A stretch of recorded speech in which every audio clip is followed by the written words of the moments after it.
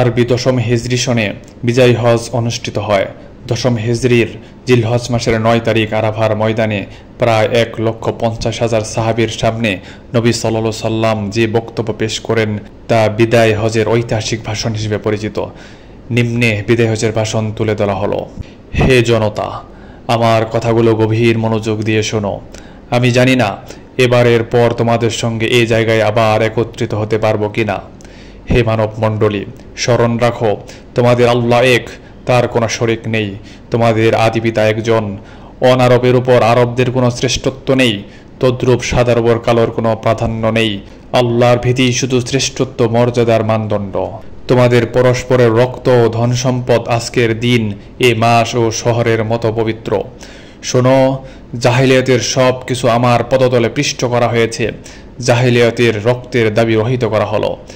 জাহিলি যুগের সুদ রহিত করা হলো। আমাদের মধ্যকার প্রথম যে সুদ আমি রহিত করেছি তা হলো আব্বাস ইবনে আব্দুল মুত্তালিবের সুদ। এখন থেকে সব ধরনের সুদ হারাম করা হলো।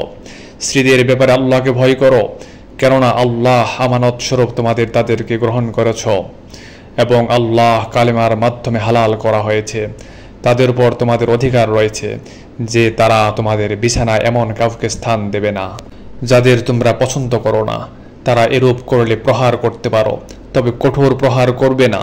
তোমাদের উপর তাদের অধিকার হলো তোমরা যথাযথ অন্ন বস্ত্র প্রদান করবে। আমি তোমাদের কাছে দুটি জিনিস রেখে যাচ্ছি যা দৃঢ়তারভাবে ধারণ করলে পথভ্রষ্ট হবে না। একটি হলো আল্লাহর কিতাব, অন্যটি হলো আমার সুন্নাহ। হে জনতা, মনে রেখো আমার পর কোনো নবী নেই, তোমাদের পর কোনো উম্মত নেই। ফলে তোমাদের প্রতিপালকের ইবাদত করবে, ৫ ওয়াক্ত নামাজ আদায় করবে, রমজানের সিয়াম পালন করবে, স্বেচ্ছায় ধন সম্পদের জাকাত দেবে, আল্লাহর ঘরে হজ করবে, শাসকের আনুগত্য করবে। যদি তোমরা এমন পালন করো তাহলে তোমাদের রবের জান্নাতে প্রবেশ করতে পারবে।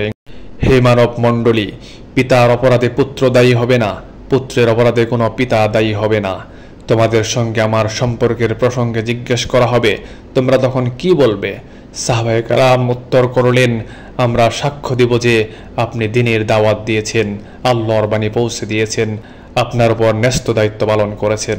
মহানবী সাল্লাল্লাহু আলাইহি সাল্লাম কথা শুনে শাহাদাত আঙ্গুল আকাশের দিকে উত্তোলন করে লোকদের দিকে ঝুঁকিয়ে ৩ বার বললেন, আল্লাহুম্মা শাহাদ, আল্লাহুম্মা শাহাদ, আল্লাহুম্মা শাহাদ। আল্লাহ তুমি সাক্ষী থেকো, আল্লাহ তুমি সাক্ষী থেকো, আল্লাহ তুমি সাক্ষী থেকো। প্রত্যেক মুসলমান ভাই ভাই, তোমরা তোমাদের দাস দাসীর সম্পর্কে সতর্ক থাকবে। তোমরা যা খাবে তাদেরকেও তা খেতে দেবে, তোমরা যা পরিধান করবে তাদেরকেও তা পরতে দেবে, তাদের অপরাধ ক্ষমা করে দেবে, শাস্তি দেবে না। হে মানব মণ্ডলী, ধর্মের ব্যাপারে বাড়াবাড়ি করবে না, কেননা অতীতের অনেক জাতি ও বাড়াবাড়ির কারণে ধ্বংস হয়েছে।